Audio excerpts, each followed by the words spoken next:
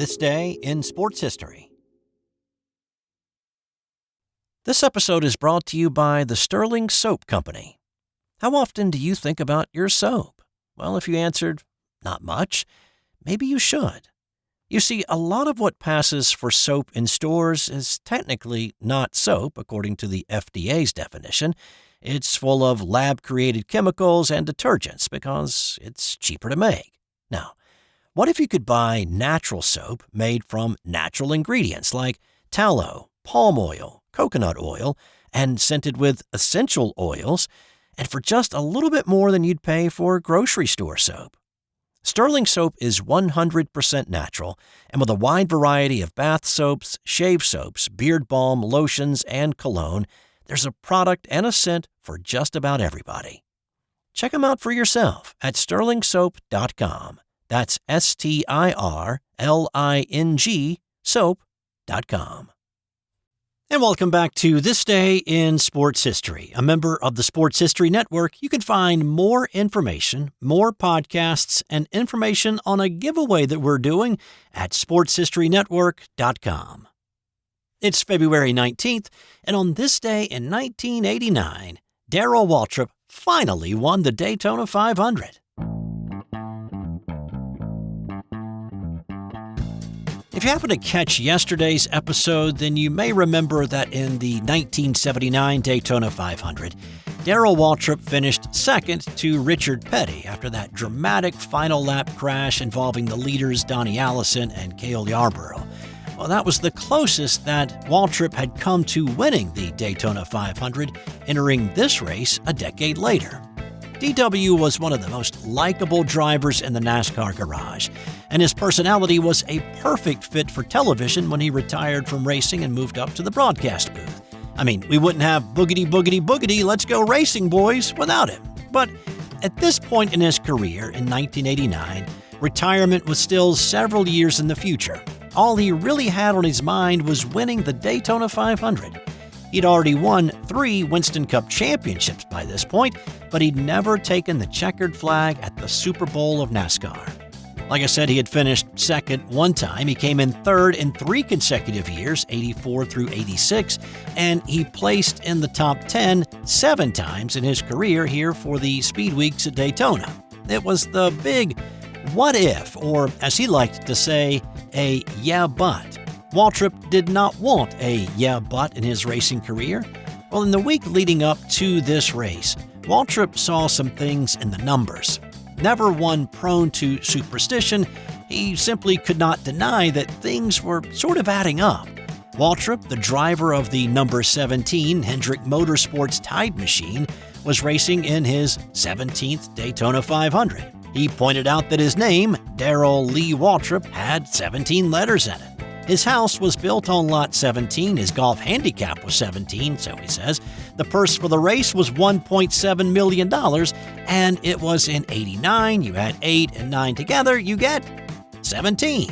So many things added up to 17 that he said that he told his crew chief, Jeff Hammond, "We're either going to win it or we're going to finish 17th. I'm just not sure which."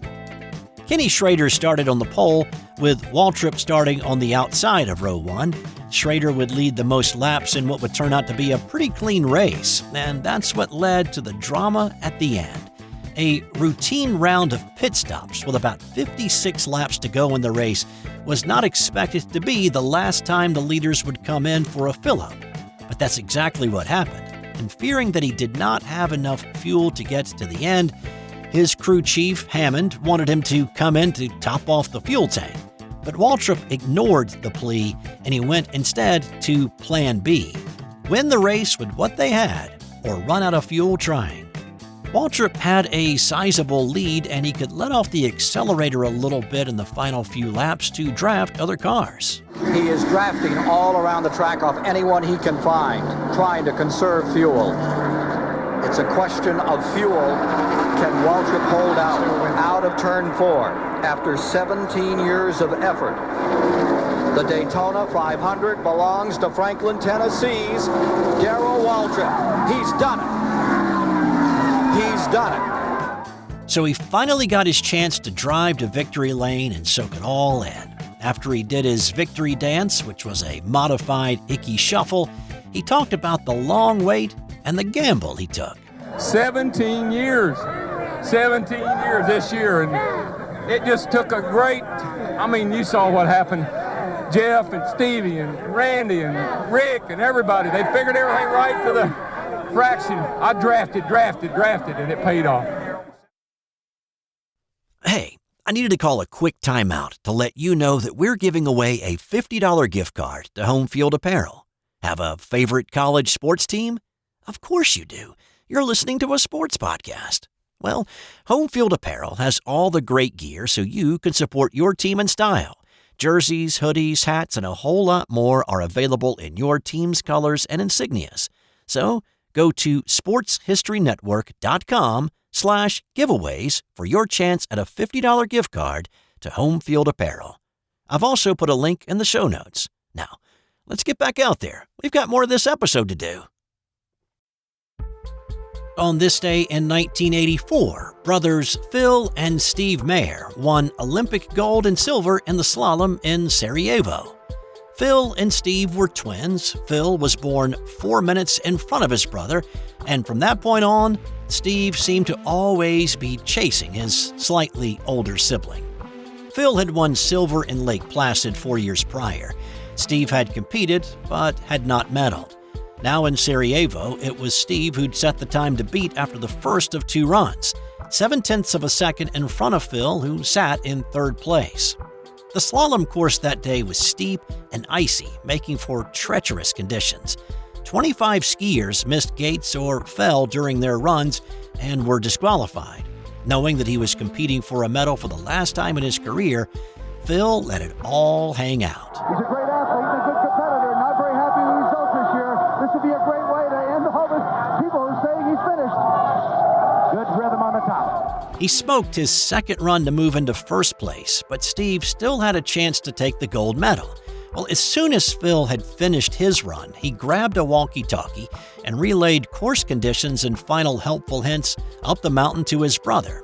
But that did not translate into a gold medal run for the younger brother. Brother Phil's best time up at the top.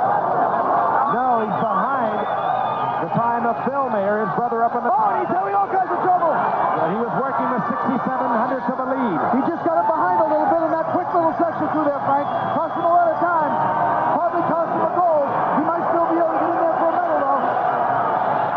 Running time. Oh, he's got his hand caught behind his back. Time to beat to take the lead from his brother Phil on the left. Oh, what a run he had. They are unbelievable. And a great recovery up at the top. Bob got it back on it.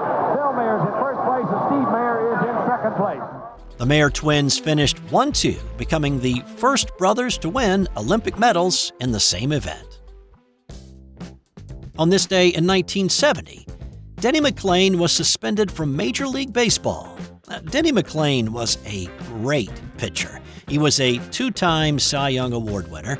The first time he won it was in 1968 after he compiled a 31-6 record with an ERA of 1.96. He won the AL MVP that year as well. He was the first pitcher in 34 years to win 30 games, and he is the last man to ever do it. He followed up that season known as the Year of the Pitcher with an impressive 24-9 record with a 2.8 ERA and another Cy Young, albeit shared with Baltimore's Mike Cuellar. But Denny McLain was also plagued with a lot of problems. Now here on this date, just a few months after winning his second consecutive Cy Young, McLain found himself in Bowie Kuhn's office surrounded by his lawyers. A few weeks earlier, there was word going around Detroit that circulated back to the commissioner's office about a grand jury looking into McLain's involvement with gambling. A Sports Illustrated article appeared in the February 17th edition that painted a picture of McLain's involvement with a bookmaking operation, failing to pay more than $46,000 on a winning bet during the 1967 season. Detroit Mafia enforcer Tony Giacalone supposedly stomped on McLain's foot, dislocating a few toes. He missed the last 2 weeks of September, which had raised several eyebrows around the league, considering that McLain's Detroit Tigers were in a tight pennant race with the Boston Red Sox. Well, to try to recoup some of the mob's losses, Giacaloni's brother Billy apparently bet big on Boston to win the pennant and bet against Detroit with McLain on the mound in the final game of the year. McLain lost that game as well as his previous two. Sitting in Kuhn's office on this day, McLain admitted to investing $5,700 in the bookmaking firm run through a bar he spent a lot of time at in Flint, Michigan. Despite not having definitive proof that McLain bet on baseball games, Denny's own admission, the grand jury inquiry, and the Sports Illustrated article forced Kuhn's hand, and he suspended McLain indefinitely. The grand jury never indicted him, but a dark cloud hung over him for the rest of his career and his life. So Kuhn suspended him on this day, only to reinstate him and allow him to return to baseball in July. On this day in 2013, South African sprinter Oscar Pistorius appeared in front of a South African magistrate, claiming he did not intend to kill his girlfriend 5 days earlier, but rather believed he was shooting an intruder. He was found guilty later that year, and after a series of legal battles and appeals, he was released from prison in January of last year. And time now for today's Nothing to Do with Sports Fun Fact. In 1677, English naturalist Robert Plot discovered a dinosaur fossil nearly 150 years before science actually knew what a dinosaur was. So instead, Plot theorized that it once belonged to a giant human. Say what? It was not until 1824 that scientists identified the bones that Plot found as belonging to a giant lizard they named Megalosaurus.